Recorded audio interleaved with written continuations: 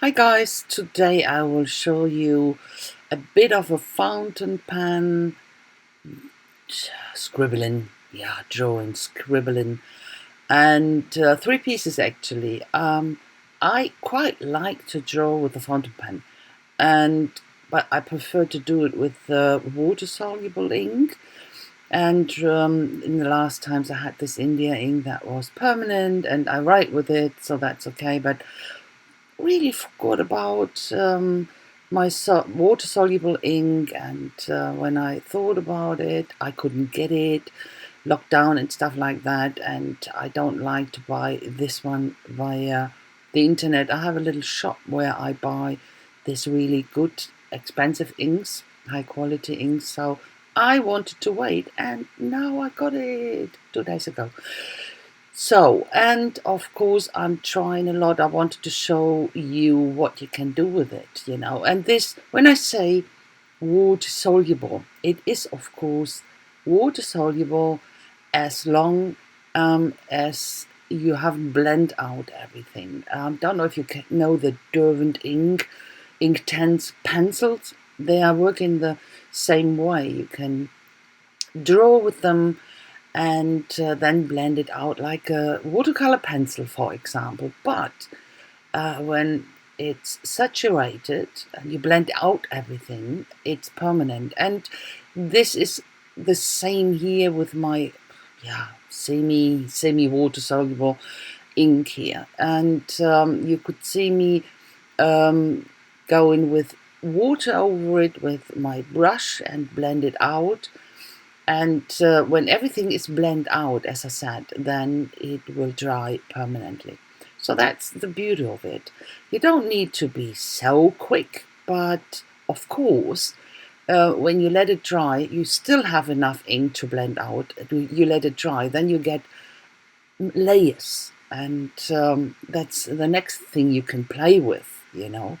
So what I do, or what I did, was a bit of doodling, flowers, scribbling down, and blend it out. Had here for the outside, for example. For the first one, I used yellow paint, but here I use a bit of water just to have the ink spread out to the outside, and a tiny bit of a blue watercolor, a dark blue watercolor, wanted to have in the background.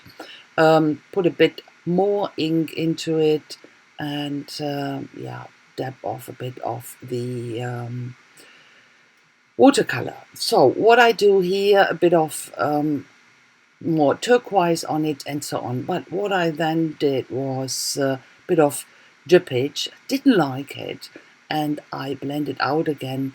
And that's the beauty of watercolor. Of course, you can correct it in that way. It was a little accident, quite happy about that, because I had it then in more layers, and a bit of, you can see it here, far too big, the splatters, so I will correct that.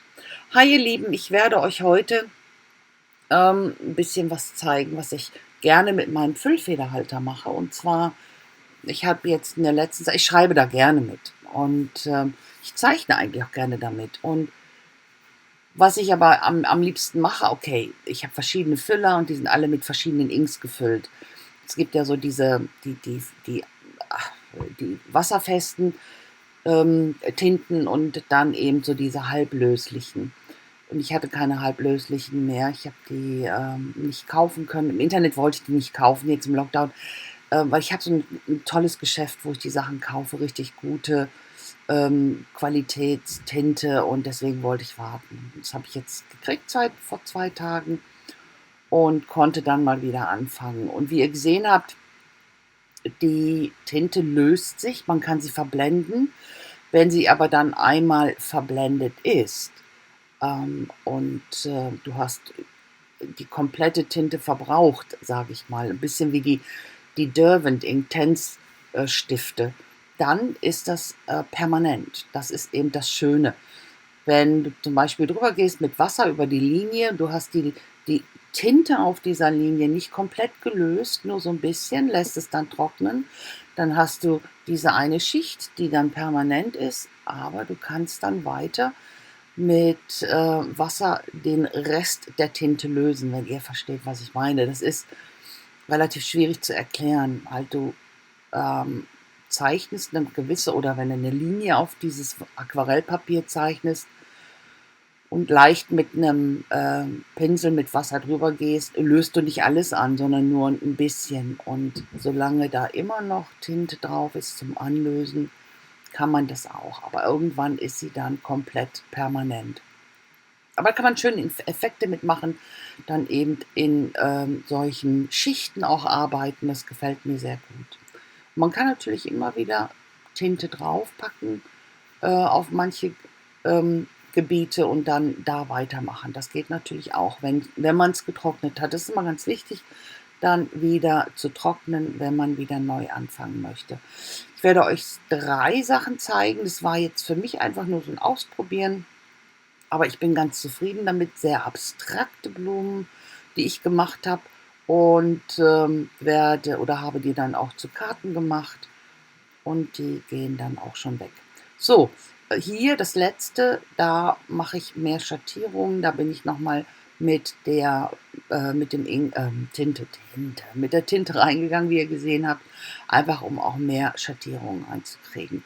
You know, you could see me working in different ways. Here, for example, I go in with my ink again after I blended everything out, just to get more depth into at the edges, and yeah, so that's always possible, but important is always to dry it between layers, otherwise you're ruining the paper. I'm working here on high quality watercolor paper. That's important thing to do. So I'm using here some inks, that's Derwent liquid inks in this markers, to just to stay in this the ink theme I'm using here. So, and white, yellows, and a bit of black, of course, because here as well I will put some yellow into the background. So I'm framing it here with some doodly lines, and I will go over with yellow, with a yellow ink, but will touch a bit the lines that the black ink will mix with the yellow ink. I quite like this effect.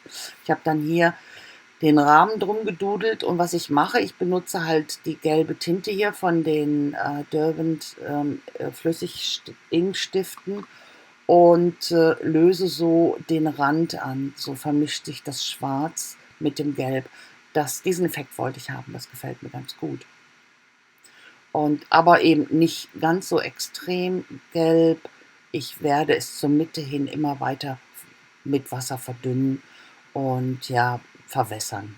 I didn't want to have the yellow that intense to the middle. I'm putting in more water, thin it down, that it's lighter. So I cut it to size here because I want to make a card with this one as well. I was missing a bit there, and you will see at the end I will scribble over it with it's not a sentence. It looks like one, but it hasn't got any meaning, you will see. So I glue that on some 3D craft foam, the very thick one, and glue it here on my craft card. And when that's dry, I will scribble that line on top. Ich habe dann hier noch irgendwie, also ich habe das erste auf dieses dicke Moosgummi geklebt, einfach um mehr Dimensionen drin zu haben. Und dann hat mir noch was gefehlt, aber ich wollte da jetzt nichts Leserliches hinschreiben, weil will ich mit diesen viele Grüße oder Happy Birthday. Man kann auch, erstens mal ich wollte da einfach keinen Zweck rein. Ich wollte das nicht zweckgebunden machen. Und mit irgendwelchen Sätzen, da kommt man ja schnell mal von Kunst nach Kitsch. Ihr wisst, was ich meine. Also deswegen habe ich das unleserlich einfach nur gescribbelt. So, und das war's schon, guys. That's the close-up. And you will see quite a lot of photos at the end. And I say thanks so very much for watching. Hope you like it. If so, please leave me a thumbs up. And a comment would be very much appreciated. And I hope we'll see you very soon with my next project. Until then, I wish you a fantastic time. Please be careful, still be careful, stay healthy and never forget to stay creative. Bye bye, guys. Ihr Lieben, ich danke euch ganz, ganz, ganz herzlich fürs Schauen. Ich hoffe, es hat euch gefallen. Wenn dem so ist, lasst mir doch einen Daumen hoch da. Und über einen Kommentar würde ich mich riesig freuen. Und ich hoffe, ich sehe euch ganz bald wieder mit meinem nächsten Projekt. Bis dahin wünsche ich euch eine total schöne Zeit. Aber bitte passt weiterhin gut auf euch auf. Bleibt gesund und vergesst niemals immer schön kreativ sein. Das hilft eine Menge. Also macht's gut. Bis dann. Tschüssi.